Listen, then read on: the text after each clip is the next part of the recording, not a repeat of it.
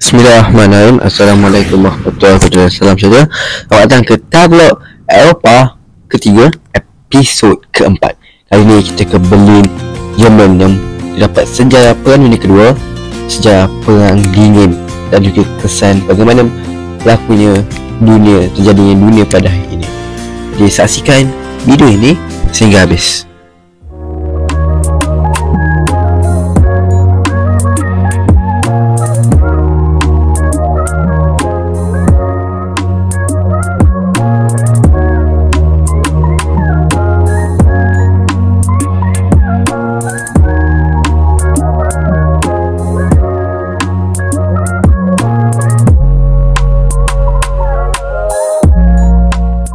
Kita daripada Amsterdam ke Berlin mengambil masa lebih kurang 5 hingga ke 6 jam.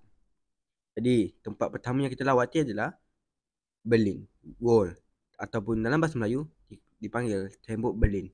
Tembok Berlin ini dibina pada 13 Ogos 1961 oleh Jerman Timur yang dikuasai oleh pihak kapitalis, pihak sekutu US dan German Democratic Republic untuk menghalang rakyatnya lari ke Jerman Barat. Panjang lebih kurang 155 km dan mengasingkan Berlin Timur dan Berlin Barat. Runtuh pada 9 November 1989, simbol berakhirnya Perang Dingin. Fakta menarik, ramai yang cuba lari melintasi tembok dan lebih 100 orang dilaporkan mati. Hari ini bahagian tembok masih dikekalkan sebagai tugu peringatan dan galeri seni seperti East Side Gallery.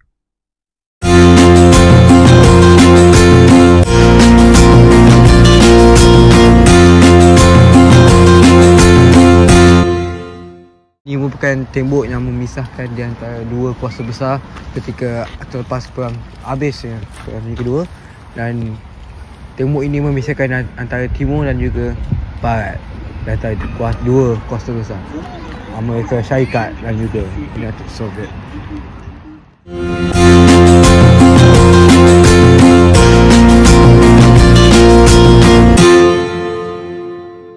Kita berada di Gulf Station, salah satu stesen kereta api di Germany kelepas Perang Dunia Kedua.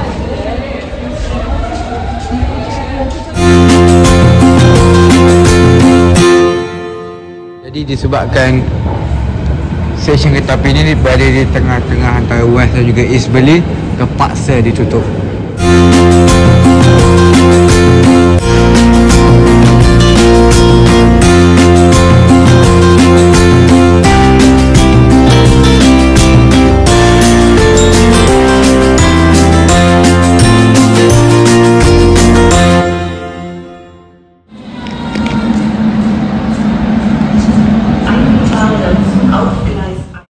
Kita dalam perjalanan ke sebuah dataran terkenal di Berlin yang terletak di hadapan Brandenburg Gate.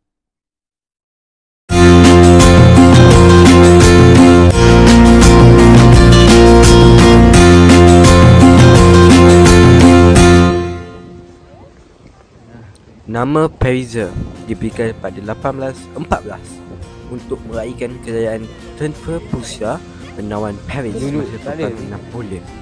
Terletak di bahagian yang pernah dibelah oleh tembok Berlin. Kini tinggal tadi sejuk, tapi sekarang dah mula panas sedikit. Hotel mewah, Hotel Adlon dan tarikan pelancong.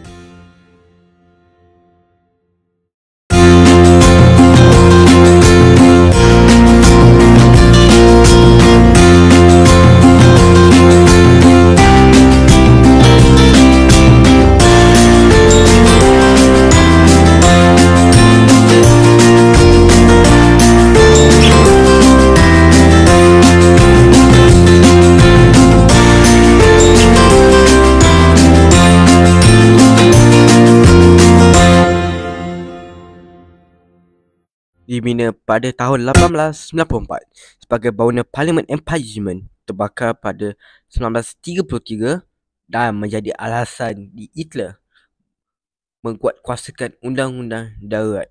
Selepas penyatuan semula Jerman, bangunan ini dipulihkan dan dibuka semula pada 1999 sebagai rumah Parlimen moden Bundestag. Fakta menarik, mempunyai kubah kaca moden yang boleh dilawati melambangkan ketulusan demokrasi. dirancang semula oleh arkitek terkenal Norman Foster.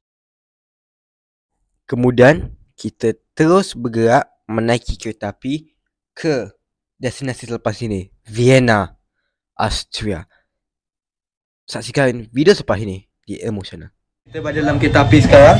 Jadi kita akan ronda-ronda lah apa yang ada dalam kereta api. Jadi pastikan anda like, subscribe, share dan follow Emotional untuk anda mendapatkan video-video terbaru daripada Emotional. Dan saksikan episod selepas ini kita ke Vienna, Austria pula. Adalah sebuah negara yang mempunyai berkaitan hubungan rapat dengan Jerman dan juga Turki Osmania ketika Perperangan Dunia Pertama. Saksikan video selepas ini.